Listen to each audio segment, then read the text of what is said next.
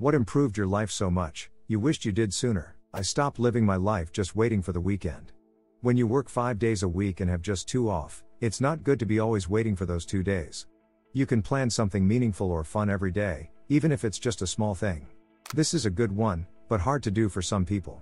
I'm up at 4:30 a.m. to get ready for work and don't get home till 6 p.m. That gives me 3-ish hours to eat dinner, shower and unwind before I need to go to bed. Unfortunately, I spend my entire week looking forward to the weekend. Got a divorce. To talk about my depression. Don't be too afraid to seek for help. Flossing. Actually, I use a water pick now. Now my hygiene and cleaning visits are a breeze, and I haven't had a cavity in years. Learned Spanish. Now I have a lot of amazing Latino friends and I got a lot of great gigs and opportunities because of it. I came here to say this. Learning Spanish has changed my life. I have friends all over the world now. I'm going to Europe for the first time this year. I feel like the world has opened up for me. Now I'm back in school learning how to teach English to Spanish speakers and I'm learning French. Plus it was a huge confidence booster. Just packed up and moved thousands of miles away. Left everything behind and just started over. Besides some debt, a suitcase, and contacts for only the non-toxic people in my life, it's been an extremely liberating experience. And looking back, nothing was really preventing me from doing it sooner, no real reasons at least. I just kept coming up with excuses not to do it until one day I couldn't think of one. Not everyone can afford this, but moving closer to work. My commute went from 45 miserable minutes in traffic glaring in hatred at the tail lights in front of me to a pleasant 15-minute bike ride. I got an hour of free time every day and better health. Got a proper diagnosis. I think a lot of people that for years question themselves, what's wrong with me? When they finally got diagnosed, it's a big relief and changes a lot in a better way. Bachelor degree at 47 years old. Master degree at 50 years old. Doubled my salary in 4 years, from just getting by to on track for retiring at 60. Exercise every day. Anxiety and depression are much easier to manage, and I got some confidence I haven't had in years. Low impact cardio. I love to run, but it destroyed my legs. I can swim my little heart out. Swimming is great. Lot of fun, refreshing and good exercise. Audiobooks. Commutes, walks, yard work, chores, watching kids at the park, lounging around etc. are all way better and some of the highlights of my day. I even listen when I fall asleep and it helped me sleep faster and gave me something to enjoy if I have a random bout of insomnia. I'm about to go camping and know I'll sleep like garbage and enjoy every minute of laying in a tent not sleeping. When I was told that I would lose my eyesight, it made me pay more attention to how beautiful the sky was. I can still see and I enjoy watching the clouds on a level I can't even explain. Finally talking with my, then new, family doctor about my misuse of decongestant nose spray. He told me it's a common issue and that there is help. 1.5 years of tapering off and 2 surgeries later I used bad nose spray for the final time. I could kick myself for not talking about it for more than 20 years. I started flower gardening. Really relaxing. You will see results all summer, lots of successes and failures, but failures bring improvements. And I listen to Audible books while I'm at it sometimes. Especially great if you have a desk job. Quitting drinking is the best thing I've ever done for my mental and physical health, and it's done nothing but improve my relationships. The last year and a half have been the best I've ever had. Daily exercise. It doubled my energy for an hour out of my day. Doing at least 1 chore a day. You would be amazed at how well getting something done, even if you hate it, can fight back against certain depressive mentalities, particularly the ones that convince you you're useless or are a burden. Learning to set boundaries and say no. Yes. It feels so wrong at first. People get so angry when you quit being a doormat. Reading books way more. Quitting smoking. My social skills. Looking back, I could have made some awesome new friends. But nope, my anxiety driven, had to be difficult back then. Moved away from the state I grew up in. I didn't know how unhappy I was. I had gotten used to being miserable, and now that I'm in a better area, I'm a completely different person. Stopped arguing with random strangers on internet. I did fencing in college, and after that I just couldn't make it work with my school and work schedule. 15 years later, I found a club and started doing it again.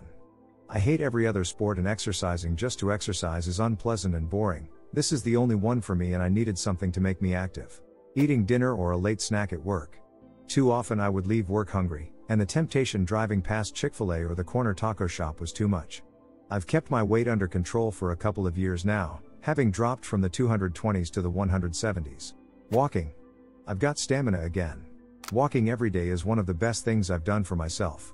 It's a stress relief, and has helped to maintain or lose weight. Plus, this is something I can keep doing into old age provided I have the mobility. Learning how to do everything myself. Car issue? Look it up. Fix my fence? Look it up. Just do it all myself. Replace valves? Look it up. If they don't find you handsome, they should at least find you handy. Riding my bike at least an hour a day. Accepting adversity as a part of any process. We may get too overwhelmed from time to time when adversity hits, but if you take a peek at the future, it all starts to feel smaller and make more sense. Quitting drinking. Everything is easier these days, coming up on 4 years. Listening to the sound of rain to fall asleep. Moving out of my home country. Got a bidet toilet attachment. There's nothing like having a clean, all the time. Finding the right therapist. Been in since I was 9, and found the right one at 23. It's only been maybe 6 months, but I've already unpacked so much more trauma in that small time than I did all the other years wasted in therapy. Getting a WFH 40-hour-a-week job. I was working like 55 hours a week in a warehouse before. So much room for activities. No one has said it yet, but laser eye surgery. Best money I've ever spent. I begrudgingly started lifting weights when I was 30 due to some back pain that caused me to barely be able to get out of my office chair. I forced myself to go for a few weeks, then I started looking forward to going to the gym, then after a while I became a total gym rat meathead. I wish I had started lifting when I was a teenager. Not only did it cure my back pain, but I lost weight, look and feel much better, and the doctor says all my health indicators are spot on now as I am in my 40s, and in addition it's like a hobby for me now that I tinker with and socialize with other people who are into the same thing, etc. Trying to be more positive in general. I dedicate at least 30 minutes every day to playing with my kid, full stop. I used to just play with him sometimes and feel guilty when I couldn't. But then I realized something. I was journaling every day about my feelings, and I realized that the high point of every single day was the time I spent playing pretend with him because we're both so joyful. Hess 6, and Hess growing up way too fast, and I adore him.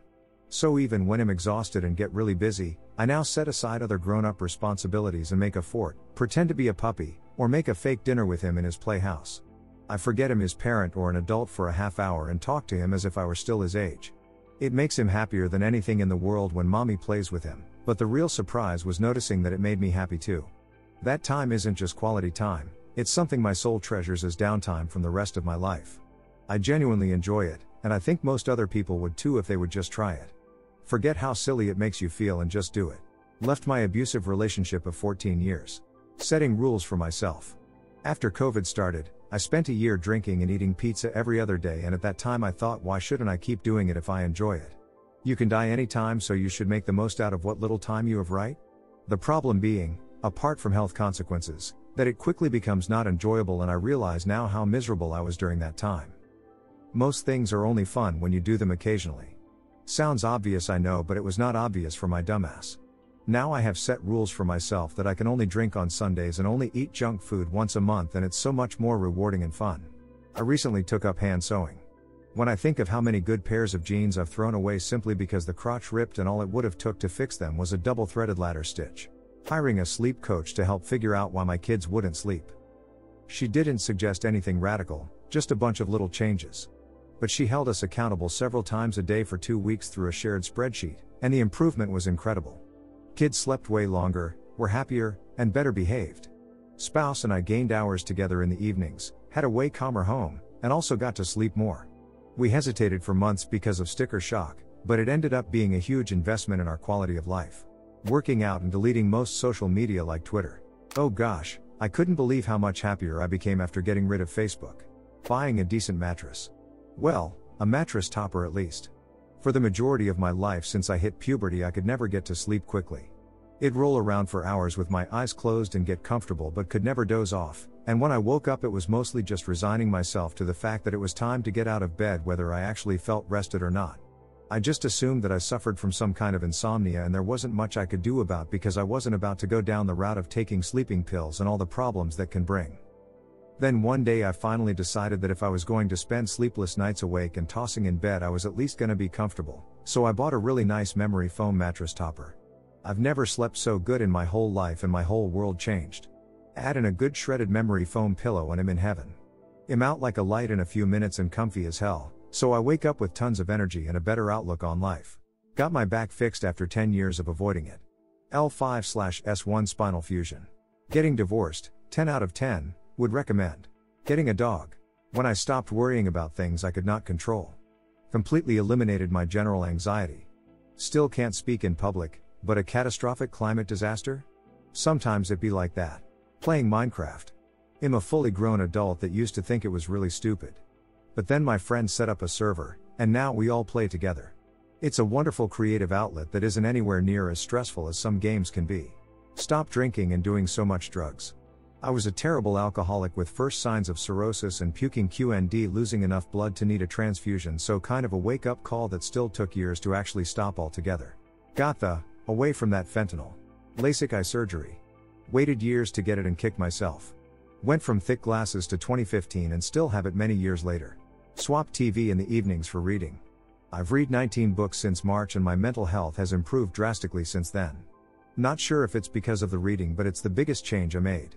Understanding that just because they're your parents, doesn't mean they get a mandatory place in your life. Although it's not what I wanted, walking away was the best thing for my mental health. Now that my father has passed, I seldom think of my mother and brother. Hey, thanks for subscribing and liking. It really means a lot to me. While you are here, feel free to hop on over to the last video. See you there. Ronnie.